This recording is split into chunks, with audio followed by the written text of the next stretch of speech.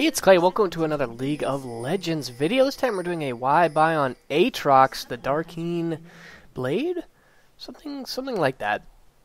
Yeah, the Darkeen Blade. He is quite the dude, and he is quite the champ. He is one of the newer champions released into the League of Legends, available to summoners around the world. And he is interesting. He's got quite a mix of skills and abilities in his kit. And he's a little bit interesting, kind of a mishmash of different things, different concepts taken from different champions. He's got a revive mechanic on his passive. He's got a ton of sustain and lifesteal on his W, which has an interesting mechanic that can be switched so that his auto attacks either sustain him or deal more bonus damage. He's got a gap closer and a knock-up on his Q. And he's got a ranged skill shot / slow on his E, and then his ultimate is a steroid. So kind of an interesting kit. A lot of his damage comes from his auto attacks. Excuse me, a little water there. But he can definitely do a lot. In this game, I'm playing him in the top lane. This was a normals match. He was free this week, so I decided to give him a try. And I actually have been having a lot of success with him. My early games with him were extremely successful, able to really do well. He's quite the champ. He can definitely do a lot, and you see even just with one little auto attack and ability use there, just doing a ton of damage there to this Nasus at level 1. But he's just going to lifesteal that quite right back up because he's Nasus and he's got his passive. But anyways, let's start talking about his skills and abilities, what makes him interesting. One quick note, I actually think that he is kind of like ugly, and I don't really like his like theme and his aesthetic. Like the way that he looks with his weird, like, ooh, a nice knock-up right there. I'm going super ham on this guy at level 2. With his weird, like, wings and his sword, and he's got these gigantic hands, and I don't know, I just think he looks really kind of dumb, and not a huge fan of his aesthetic.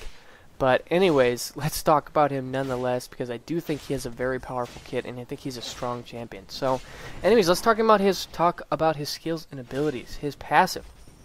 Bloodwell. It's a pretty complex passive. Upon taking fatal damage, he will take the amount of health out of his Bloodwell and be revived over 3 seconds.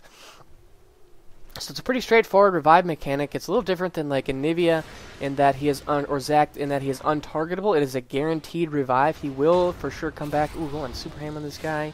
Gonna get the kill, but then gonna get slowed and die to the turret. But there's my Bloodwell being popped. Going to heal myself right back up. It actually makes Aatrox extremely strong for trading early in the game because nobody can really deal with his Bloodwell passive very effectively. So it's very nice. And actually, in order to get health into your Bloodwell, you need to use abilities. I believe on both his Q and his E, you will store that self-inflicted damage into the Bloodwell. You also gain attack speed based on the amount of health in your Bloodwell. So it is to your advantage to use some of your abilities to try to stack up that Bloodwell early on, get that bonus attack speed. Attack speed is a very core stat to his gameplay mechanic, and so you definitely want to make sure that you can get some health in that Bloodwell early on. And then it has a static cooldown, which I do not believe is affected by cooldown reduction, 225 seconds. And it will decay when he's out of combat. So that's his passive. I would say that this is definitely a strong passive if you know how to use it. It's kind of one of those things where it's very kind of cheesy and annoying, but if you can abuse it, it's very strong. You can see that right there. I was very eager to tower dive Nasus when he was low because I just knew that I would revive with my passive and I would be, totally unaffected and fine because when you revive, you drop tower aggro. So very confident in that move. So that's his passive. It's strong. You want to make sure you get the attack, use your abilities to get that attack speed up in lane, which is very nice. You can see right there I just used my E, so this little white line right here gets charged up. And also you can tell if his passive revive is up if you're playing against him. If you see this white line underneath my health bar, that means it's down. If it's red, it means it's up. So if you kind of keep an eye on that, you can tell what's the scoop in the story there. So that's his Bloodwell passive. Next up will be his Q, Dark Flight.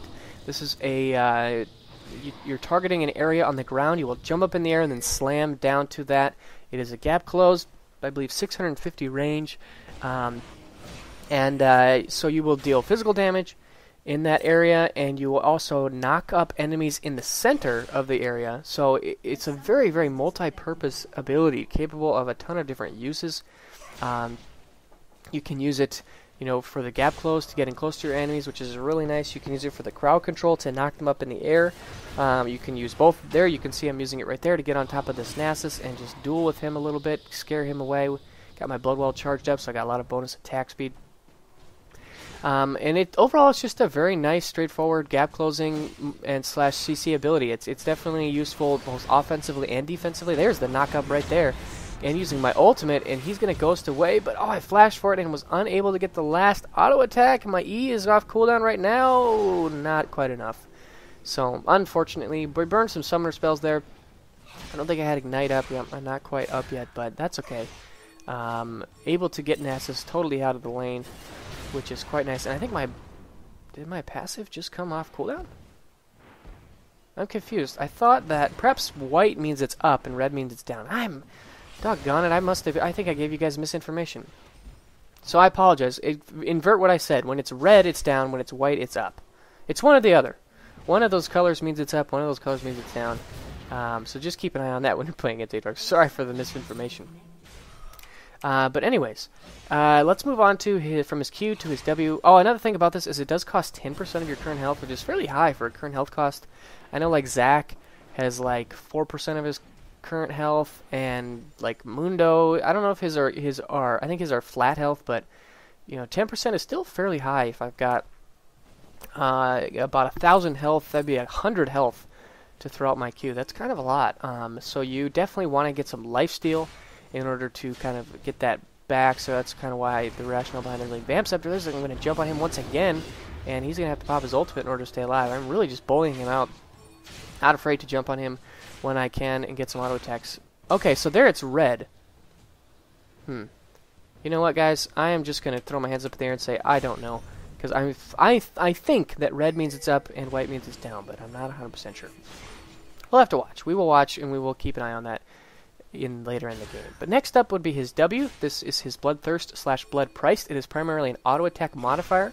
When it is toggled off in the Bloodthirst, Aatrox will actually gain health back every third auto attack, and so he'll be restoring health, and it's increased if he is below half health by a quite significant amount, a 200% bonus to the revive. So very, very strong revive mechanic.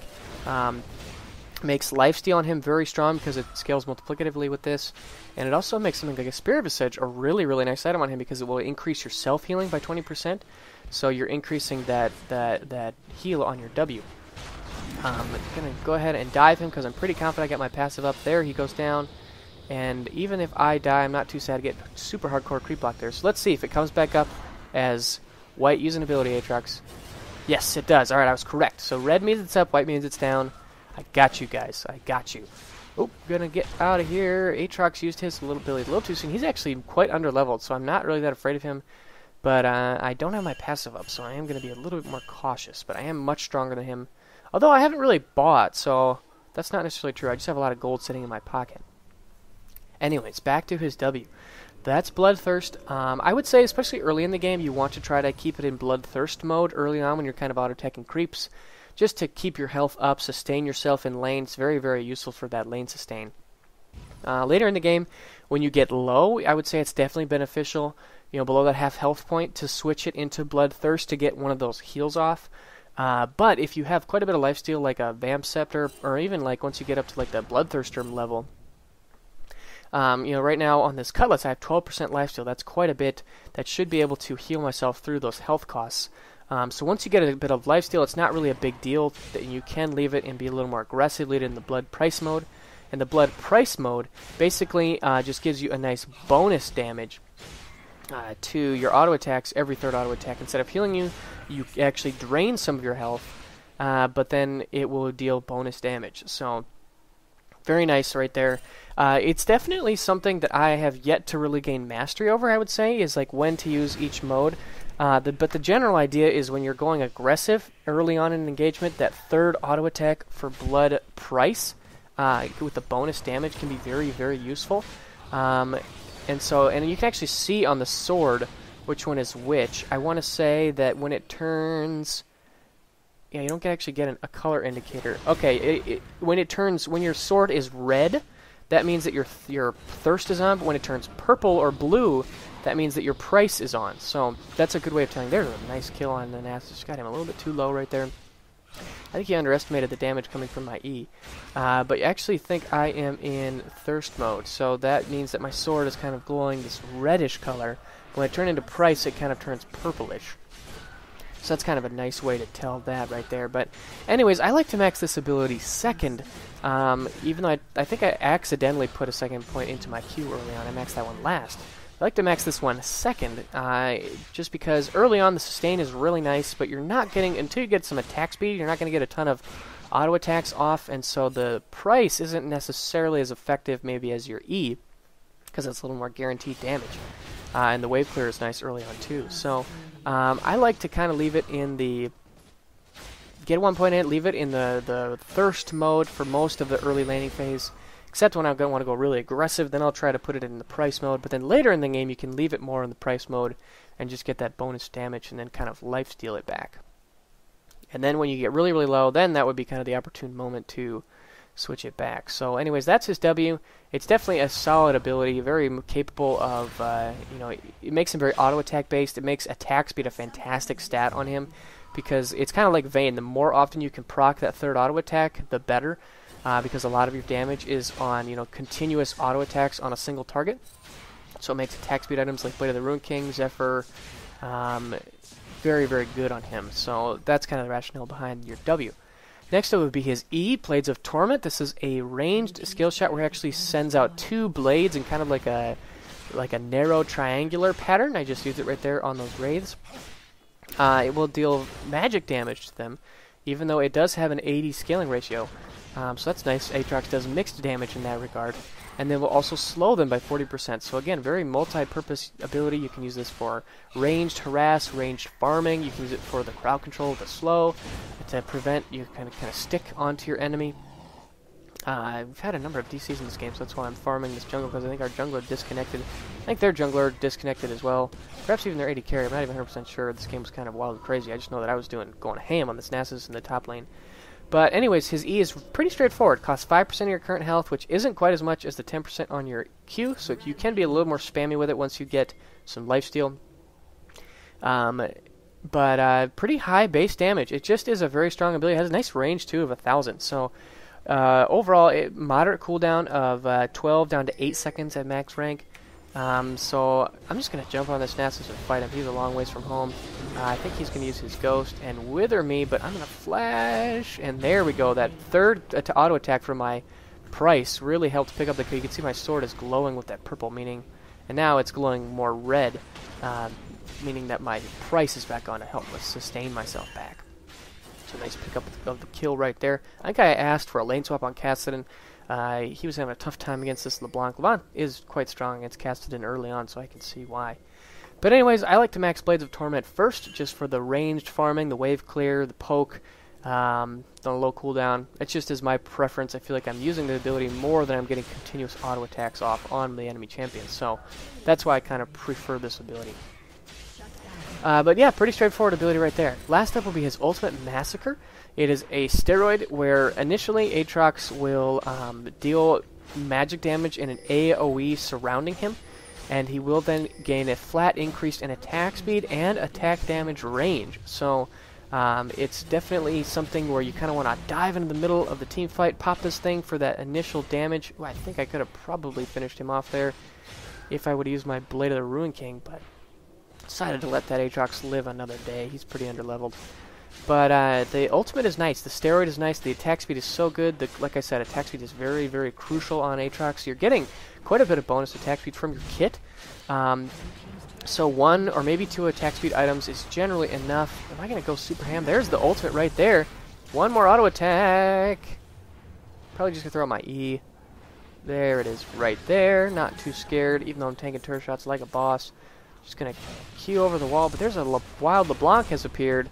And now I think I'm going to be in trouble. She's going to pop my Bloodwell. And am I going to get out of here? I'm going to slow her. I think I'm just going to fight her. So I'm feeling pretty randy about this.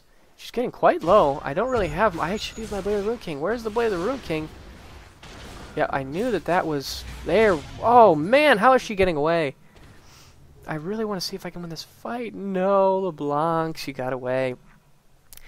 But anyways, Massacre the Ultimate. It is a pretty strong steroid, especially on an auto attacker. Steroids are really, really nice. And so it really allows Aatrox to get into the mix, pop his ultimate, get that bonus range is not to be underestimated, and the attack speed as well. So pretty straightforward ability right there. Every time you want to go ham on somebody, just pop that, get those auto attacks off, get that bonus damage off. So overall, quite a strong kit. He really has a lot of things going for him. Very, very versatile in his kit. You know, he's got a gap closer on his Q. He's got a knock-up on his Q. So having a hard CC is very, very nice. Not only is a gap closer, but it's also a knock-up. Again, very multi-purpose. His W really gives him a lot of damage and utility on his auto attacks. You know, gives him great sustain in lane. Being a manaless champion who has sustain in lane, those tend to be very problematic. If you think about other very, very strong laners, they tend to be manaless and they tend to have great sustain. So it makes him a fantastic champion in top lane and in the jungle just because it allows him to sustain very nicely. There's a nice couple of ultimates and nice job picking up that kill. I think my Knight picked up that kill. So Lulu and I were doing a ton of work here together. But he's got, you know, and then he's got his ranged spell with his E. So if he kind of gets in a sticky situation, you can rely on your E for the poke and the ranged farming, the wave clear. And then he's got the big steroid on his ultimate. So overall, a very nice kit. Definitely his damage is focused on auto attacking, but still, he can really do a lot of work. I tend, in terms of build, is kind of what I'm going to move into next. I tend to build him as kind of a bruiser. So maybe 1 or 2 damage items, and then 1 or 2 health items, because he definitely needs to get into the mix. This poor Vayne is just getting dumpstered right now by Lulu and I. Just gotten myself super fed. Not sure if I'm going to be able to dive this. I think Lulu's ultimate is on cooldown, which is something that I would probably need if I really want to go super ham. Nice speed up there by Lulu. She was doing... Hey, there we go. I'm not afraid to jump in and get the kill right there. Oh, nice job. Lulu getting the shutdown on LeBlanc, because I was a little scaredy. So nice job cleaning up there in the bot lane. So anyways, in terms of build, I really like to go for a couple of early damage items. There are 2, I think, choices that are viable as far as a first damage item when you're in lane. I would either go for Blade of the Ruin King, which is probably more standard, or I would go for Ravenous Hydra. I think either of those items can work quite nicely with his kit. Hydra works because he's an auto attacker, so you're getting that splash damage, and you know, Hydra gives you a little bit extra burst as well, gives you a ton of flat AD, gives you a ton of lifesteal, all stats that Aatrox can make very, very nice use of. Like I said, he does get a lot of nice attack speed from his kit, so you don't necessarily need to build attack speed, although it can be beneficial. So you're just getting a ton of flat AD right there, and that makes it a nice item. I've tried that. But Blade of the Ruin King, I would say, is definitely very, very commonly understood as one of his core damage items. Just it gives him everything he wants. It gives him the lifesteal to help him sustain his health costs. It gives him a little bit of attack speed, a little bit of attack damage, both of which stats he can use. He's got nice AD scaling ratios on all of his abilities. His Q has a bonus AD scaling ratio. His W also has bonus AD scaling, so which is very interesting because the heal actually scales with your attack damage. So his tankiness, his sustain kind of scales up with attack damage. So you buy damage items and you actually become safer just because of the nature of his W with his price. I'm sorry, his thirst. But then his price also has a scaling AD ratio with the bonus attack damage. And then, on top of that, his Blades of Torment also has an AD ratio. So very, very nice AD scaling, so that flat AD works nicely. But then, like I said, the attack speed works nicely because it allows you to get more procs of your W off. So that's kind of why I think Blade of the Ruin King is very, very core. And then after that, I actually really like Zephyr on Aatrox as an early pickup. Zephyr, I think, is generally looked at as more of a late game item, maybe like a 6th item for an AD carry when you want to get rid of your boots and do a little bit extra damage. But it gives him a lot of nice things. The tenacity is very, very useful on Aatrox because he's going to be in the mix quite often. He's just sustaining myself, trying to... Gonna pop my blood well with my blood thirst. But I think Zephyr works really nicely. It gives him a lot of stats he really wants. The tenacity is great. The attack speed is really, really great. It's just overall quite a solid item, and I really like it on Aatrox as an early pickup. But you could go for something else, you know, like a Last Whisper or a Black Cleaver. Those are both nice to get a little bit of armor penetration, just so your auto attacks and your Q does a little bit extra damage. But then, after that, with the defensive items, there's a couple of really good choices. I prefer Randuin's for an anti-physical damage team, and then I prefer Spirit Visage for an anti-magic damage team. The Spirit Visage is really nice because that passive gives you bonus self-healing, which he can benefit from his W. And then the health is nice. The cooldown reduction is also quite nice, allowing you to get your Q and your E out a little bit more frequently is definitely something that cannot be undervalued. So a CDR is definitely a good stat on Aatrox.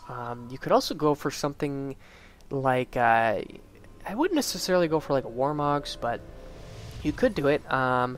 There, I'm finally picking up my Zephyr, but a really nice overall build would be like Blade of the Ruin King, Zephyr, Randuin's, Spirit Visage. Those would be great choices. As far as boots, you can really go situational. I think I like Berserker Greaves on him quite a bit, especially if I get Zephyr. Then I don't really need to get Tenacity from the Merc Treads. But Ninja Tabby is also quite nice against more physical damage teams. You just have a lot of choices with your boots. You can really go with a lot of different directions. Gonna get the knock up here. There. Oh, actually Vayne tumbles out of it, but I'm gonna get the slow. And there's the active for my Bork, just to make sure we stick onto her. And starting to snowball this game out of control, up to 10-0-5, leading the game in CS by quite a bit. Gonna get a little sip of my water here. But Aatrox really can snowball the game out of control. So that's kind of his itemization. Let's talk a little bit about strengths and weaknesses. Well, he has a couple of things going for him. Well, number one, his damage is auto attack based. But the kicker is that you generally don't want to itemize for crit on Aatrox. So, like, he's not necessarily a melee carry like a Tryndamere or a Master Yi or a Gangplank, champions that can really benefit from crit. I would say Aatrox is definitely more flat AD, flat attack speed kind of guy, and just allowing the AD ratios from his kit to really carry his damage. So, but you're auto attack based. Then auto attack based champions can be shut down. Like a champion like Nasus, even though he had a really bad game against me this game, he definitely... Oh, I didn't get taken out there. He definitely has the capability of shutting you down, and in certain items like an early Warden's Mail can do a lot of work for shutting down Aatrox. So early armor stacking, especially with a Warden's Mail to get that anti-attack speed thing going, I think can be very, very effective in terms of shutting him down. But he is a little bit difficult to really shut down in lane, especially because his passive is so effective early on, just really allows him to give himself a lot of opportunities to go aggressive and just to be super careless and go for kills and rely on his passive to really allow himself to, I don't know, just kind of make up for mistakes that he can make. And he's a very snowbally champion. Definitely somebody who can really take over a game and just take out of control with his ability to get early kills. And he's got a gap closer, he's got a knock up, he's got a slow. So a lot of utility and crowd control built into also a very high damage kit. But, you know, you do need to get those consecutive auto attacks off. So he's definitely is not so much of a burst champ as he is a sustained dueling champ. So if you're going to beat Aatrox, I would say you need to blow him up in the first, 5 seconds or so. Once you get into your second or third spell rotation, Aatrox is going to really shine. He is definitely more of a sustained damage dealer rather than a, quick burst, blow somebody up in an instant type damage dealer is kind of the thought process there. So if you can shut him down quickly, I would say that you can really shut him down. But I do really think that Aatrox does have a lot of things going for him. I mean, just look at the way I'm just taking on multiple opponents right here for the triple, and then the quadra kill. Just carrying this game right here. I think this was 45 if Jax was DC'd. And they had some DCs, but I think a lot of them are back right now. I'm not 100% sure. But anyways, oh yeah, Scumbag Aatrox, I think he was sitting in the fountain going AFK, preventing me from getting the pentakill. But that's Aatrox. I think his kit is very strong. He has a lot of different things going for him. And champions like that have a lot of different things going. The manaless sustain, the gap closer, the CC, the damage. They tend to be a bit problematic. But anyways, that's Aatrox, the Dark Keen Blade. He's quite a strong champ, even though I don't really care for his theme and his aesthetic. Maybe I'll just buy the skin, because I do like the skin. It kind of makes him look like a Protoss High Templar, for those of you who played StarCraft. That's kind of what he reminds me of with that skin. But anyways, he's a fun champ, and he's very strong. Top lane, jungle, also very viable in both rows. But overall, I hope you enjoyed this video. I ended up 15-1-6, 220 minion kills, able to get myself quite fed and snowball and carry this game 4v5. So anyways, I hope you guys enjoyed this video. I will see you again soon. Bye.